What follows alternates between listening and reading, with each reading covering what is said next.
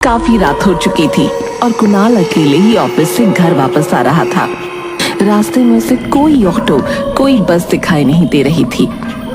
कुणाल बस चलता जा रहा था, पर उसका घर अभी भी काफी दूर था। थोड़ी दूर चलने के बाद जब कुणाल एक सुनसान सड़क से गुजर रहा था, तो उसे कुछ भी ठीक नहीं लग रहा था। उसे बार बार ऐसा लग रहा था कि कोई उसके पीछे चल रहा है।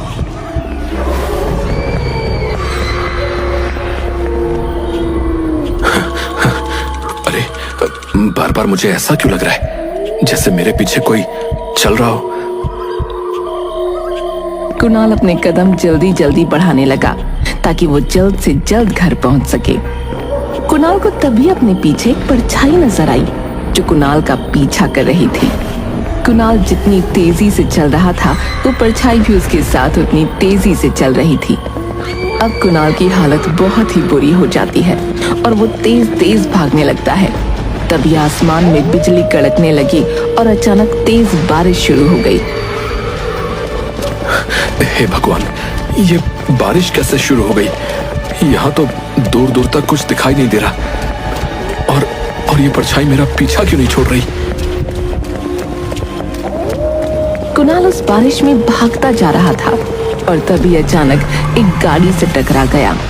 गाड़ी से हड़बड़ाते हुए एक लड़की उतरी। हे भगवान, ये क्या हुआ? आप ठीक तो है ना?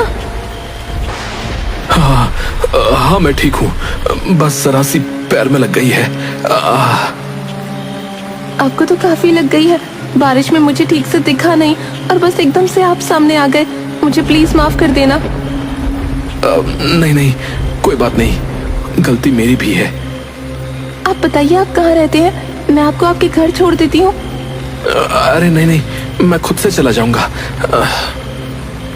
देखिए, मेरी वजह से आपको लगी है, प्लीज बताइए, मैं आपको घर छोड़ दूंगी। कुणाल कंचन की गाड़ी में बैठ जाता है। उसके बाद वो सारी बात कंचन को बताता है, जिसे सुनकर कंचन की हालत खराब हो जाती है। हे भगवान, मुझे तो उसी रोड से होते हुए वापस जाना है। मैं अकेले इतनी रात में अब कैसे जा पाऊंगी? अगर आपको एतराज ना हो तो आज रात आप मेरे घर रुक सकती हो और सुबह चली जाना। वो रास्ता बहुत खतरनाक है। कंचन बहुत डरी हुई होती है। उसकी हिम्मत वापस जाने की नहीं होती। उसे कुणाल एक शरीफ लड़का लगता है, इसलिए वो उसके साथ उसके घर रुक जाती है। आप यहाँ बैठिए, मैं जरा कपड़े बदल कर आता हूँ। जी कोई बात नहीं। कुणाल अपने कपड़े बदल कर आता है और देखता है कि कंचन भी थोड़ी भीगी हुई है और ठंड से कांप रही है। मैं आपके लिए कुछ पहनने को लेकर आता हूँ, ऐसे तो आप बीमार हो जाएंगी। कुणाल अंदर से एक नाइट सूट लेकर आता है और कंचन को दे देता है। कंचन उसे पहन लेती है। वैसे एक बात पूछूं? हाँ, क्यों नहीं, पूछिए ना। आप तो शायद यहाँ अकेले रहते हैं, तो फिर ये कपड़े? ओह, ये तो बस ऐसे ही मेरी एक दोस्त के हैं। एक दिन मेरे कुछ दोस्त आए थे, तो बस उसमें से ही किसी का रह गया था ये। अच्छा। रात को कुणाल और कंचन अलग अलग कमरे में सो जाते हैं। कुणाल जब गहरी नींद में होता है तो अचानक उसकी चादर कोई खींच देता है। कुणाल हड़बड़ा कर उठ जाता है।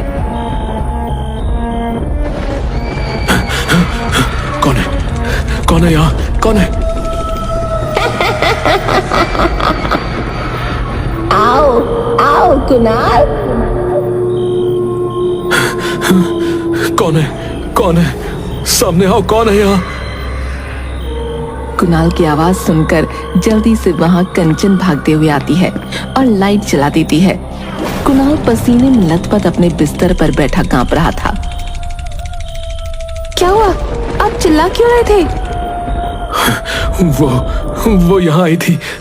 वो मुझे बुला रही थी, मेरे नाम से मुझे पुकार रही थी। पर कौन? कोई भी तो नहीं है यहाँ।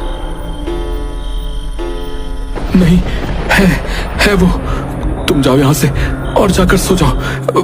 मैं ठीक हूँ, तुम जाओ। कुणाल डरकर वहीं कोने में बैठा रहता है। कंचन के जाने के बाद कुणाल की नजर फर्श पर पड़ती है, जिसे देखकर उसके होश उड़ जाते हैं। फर्श पर उल्टे पैरों के निशान होते हैं। हे भगवान, ये कैसे हो सकता है? नहीं, ये सच नहीं है। ऐसा नहीं हो सकता। मैं ये किसको घर ले आया? मैं अब क्या करूं? जिससे बचकर मैं भाग रहा था, मैं उसे खुद ही अपने घर ले आया। कुणाल जल्दी से अपना फोन ढूंढने लगता है और अपने दोस्त को फोन मिलाता है, पर उसका फोन ही नहीं लगता। उसके बाद वो चुपके से अपने कमरे से निकलता है और घर से बाहर जाने की कोशिश करता है। वो दबे पांव आगे बढ़ ही रहा होता है कि उसकी नजर रसोई में पड़ती है, जहां कंचन कुछ खा रही थी। कुणाल झांक कर देखता है तो उसके होश उड़ जाते हैं। कंचन बिल्ली के बच्चे को खा रही थी। हर तरफ खून फैला था। ये देखकर कुणाल वहीं का वहीं खड़ा रह जाता है और जैसे ही वो अपने पैरों को वहां से हिलाने की कोशिश करता है, तभी कंचन खून से लथपथ मुंह लेकर पीछे मुंडी घुमाती है। आ गए तुम? मैं कब से तुम्हारा इंतजार कर रही थी। देखो ना, मुझे कितनी भूख लग रही थी और खाने को कुछ भी नहीं था। तो तुमने ये बिल्ली यहाँ बैठकर दूध पी रही थी।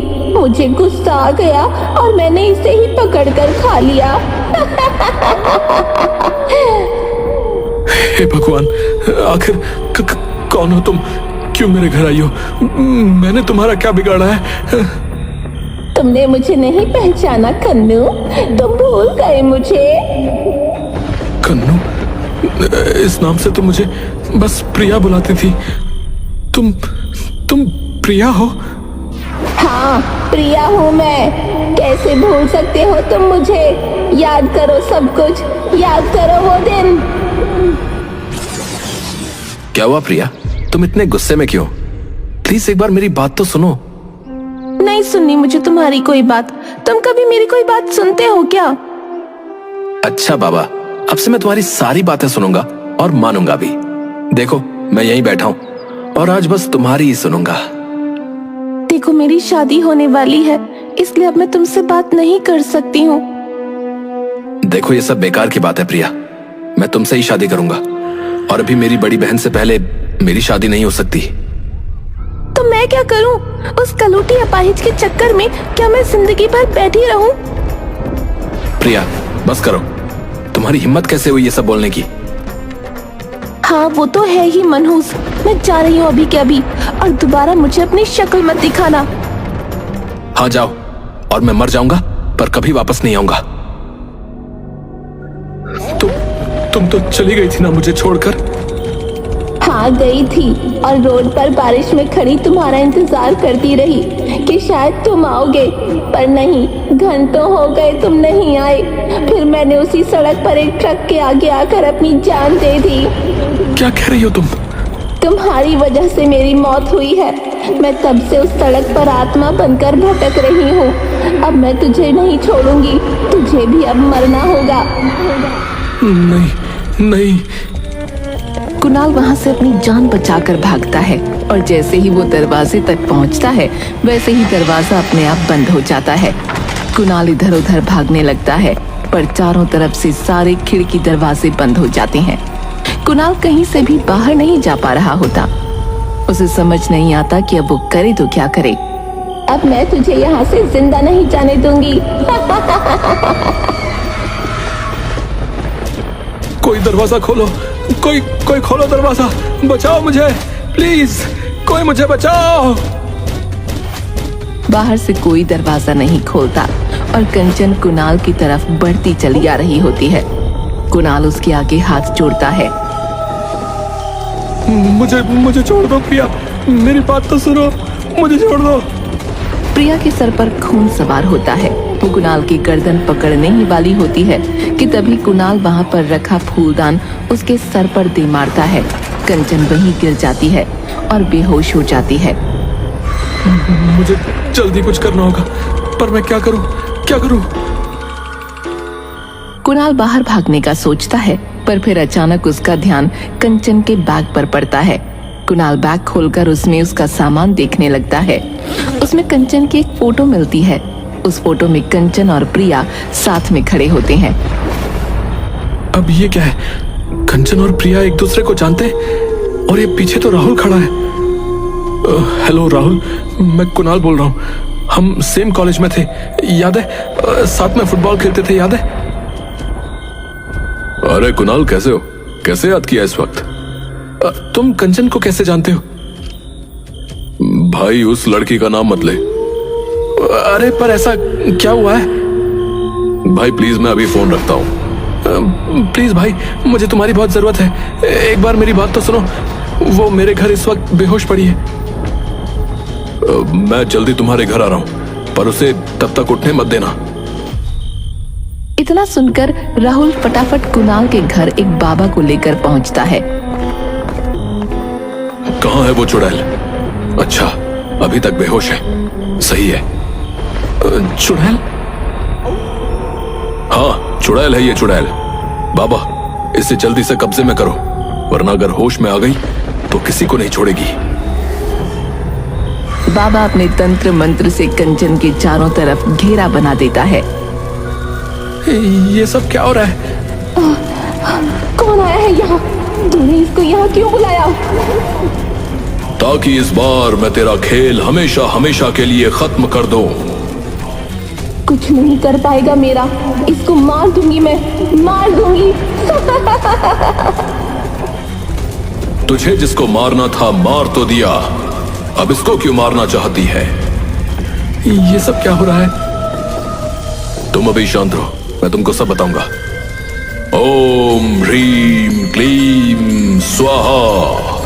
ओम ह्रीम क्लीम स्वाहा। मैं तुझे नहीं छोड़ूंगी, समझ गया तू? तू बचेगी तब मेरा कुछ बिगाड़ पाएगी, तू नहीं बचेगी। बाबा सिंदूर निकालकर कंचन के माथे पर मल देता है, जिससे वो बुरी तरह से चिल्लाने लगती है और फिर अचानक गायब हो जाती है। ये सब देख कुणाल के होश उड़ जाते हैं। ये सब क्या हो रहा है मेरे साथ? प्लीज मुझे कुछ बताओ।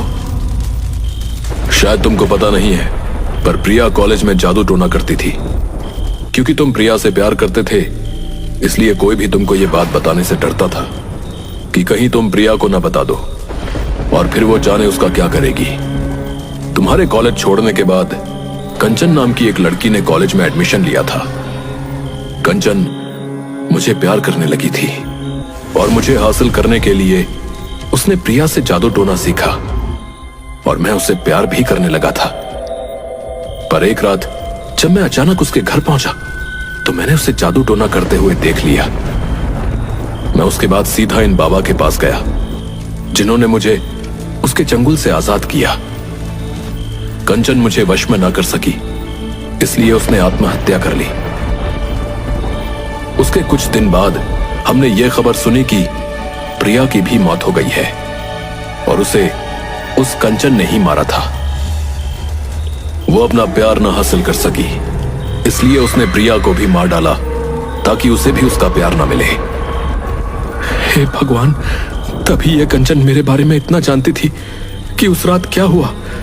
उसने मुझे बोला कि उस रात जब मेरा और उसका झगड़ा हुआ तो उसने ट्रक के आगे आकर आत्महत्या कर ली। प्रिया की मौत ट्रक के आगे आकर नहीं, बल्कि छत से कूदकर हुई थी। प्रिया का दिमाग अपने वश में नहीं था। कुछ दिनों से वो अजीब हरकतें करने लगी थी और रात को चिल्लाकर उठ जाती थी। जब हम उसके घर गए तो उसकी मां ने बताया कि उसे कंचन दिखाई देती थी। प्रिया की मौत कब हुई थी? 30 जून को। क्यों, क्या हुआ? अरे, प्रिया आखिरी बार मुझसे 1 जुलाई को मिली थी, जब वो मेरे घर आई थी और आते ही बस मुझसे लड़ने लगी। मतलब जो मेरे घर आई थी वो प्रिया थी नहीं। हे भगवान, मतलब वो कंचन ही थी। प्रिया, प्रिया, प्रिया, मुझे माफ कर देना प्रिया। जो हुआ बुरा हुआ, पर तुम उसके लिए क्यों रो रहे हो? पता है, तुम्हारे दिल में जो प्रिया के लिए प्यार था वो सब उस जादू टोने की वजह से था। तभी शायद उसके मरते ही उस जादू टोने का असर भी खत्म हो गया था और तुम्हें उसके जाने से कोई फर्क भी नहीं पड़ा। हाँ, मैंने तो उसे कभी ढूंढा भी नहीं था, बस जाने दिया। कुणाल उस रात प्रिया की सच्चाई को जान चुका था, जिसकी वजह से वो काफी रातों तक सो नहीं पाया। उसके बाद जब भी वो रात को अकेला घर आता, उसे हमेशा डर रहता, पर बाबा का दिया धागा उसके गले में था जो उसकी रक्षा करता था।